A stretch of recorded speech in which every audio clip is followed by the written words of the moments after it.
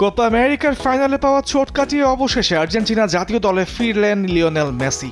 সর্বশেষ আন্তর্জাতিক বিরতিতে চোটের কারণে বিশ্বকাপ বাছাইয়ের ম্যাচে খেলা হয়নি তার। চলতি মাসে বিশ্বকাপ বাছাইয়ের আরও দুটি ম্যাচ খেলবে আর্জেন্টিনা। 11 অক্টোবর ভেনেজুয়েলা ও 16 অক্টোবর বলিভিয়ার বিপক্ষে ম্যাচ দুটির জন্য 27 সদস্যের দল ঘোষণা করেছেন আর্জেন্টাইন কোচ লিওনেল স্কলানি।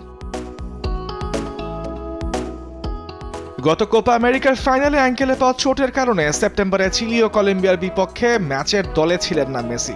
সে চিলির সঙ্গে 3-0 গোলে জিতলেও কলম্বিয়ার কাছে 2-1 গোলে হেরে যায় বিশ্ব চ্যাম্পিয়নরা। কলম্বিয়ার বিপক্ষে কোপার ফাইনালে লিগামেন্টে পাওয়া চোট কাটিয়ে অবশেষে দলে ফিরল মেসি। এর আগে নিজের ক্লাব ইন্টার মায়ামির হয়ে মাঠে ফিরেছিলেন এই আর্জেন্টাইন সুপারস্টার।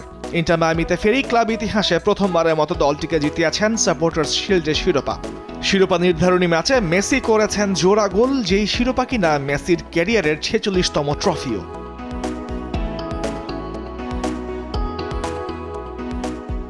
মেসির মতোই চোট থেকে সেরে উঠে দলে জায়গা করে নিয়েছেন ফুলব্যাক নিকোলাস তাগলিয়াফিকো। কাফ ইনজুরিতে তাকেও কিছুটা সময় মাঠের বাইরে থাকতে হয়েছে।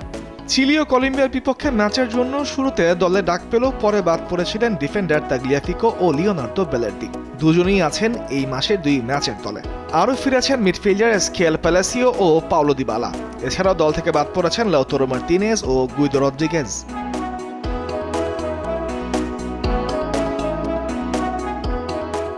তবে এবার আর্জেন্টিনা স্কোয়াডে সবচেয়ে বড় চমক হয়ে এসেছেন তরুণ নিকো পাজের নাম।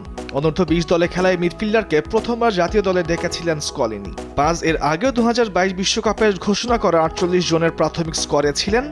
আর্জেন্টিনার সাবেক ডিফেন্ডার পাবলো পাসের ছেলে নিকো পাজ 2022 সালের মার্চেও একবার জাতীয় দলে ডাক পেয়েছিলেন বিশ্বকাপের স্কোয়াডে।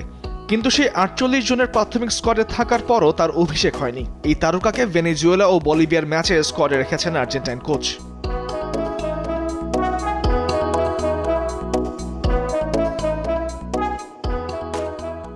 এদিকে ফিফার নিষেধাজ্ঞার কারণে এই মাসের আন্তর্জাতিক বিরতিতে জাতীয় দলের জার্সি গায়ে চড়ানো হবে না আর্জেন্টাইন গোলরক্ষক এমিলিয়ানো মার্টিনেজের। গত 5 সেপ্টেম্বর চিলির বিপক্ষে ফিফার আচরণবিধি লঙ্ঘন করেন তিনি। এরপর কলম্বিয়ার বিপক্ষে ম্যাচে ক্যামেরাম্যানের সরঞ্জামে ধাক্কা দেন মার্টিনেজ। সেই ঘটনায় ক্যামেরা অপারেটরকে মার্টিনেজ লাঞ্ছিত করেন বলে অভিযোগ ওঠে। এই অপরাধে তাকে 2 ম্যাচের জন্য নিষেধাজ্ঞা দেয় ফিফা। এমির বদলি হিসেবে অবশ্য নতুন কাউকে স্কোয়াডে রাখা হয়নি। দলে থাকা নিয়মিত গোলরক্ষকদের উপরেই আস্থা রেখেছেন Lionel Scaloni. তামিমুর Rahman, sports desk, দেশ টিভি।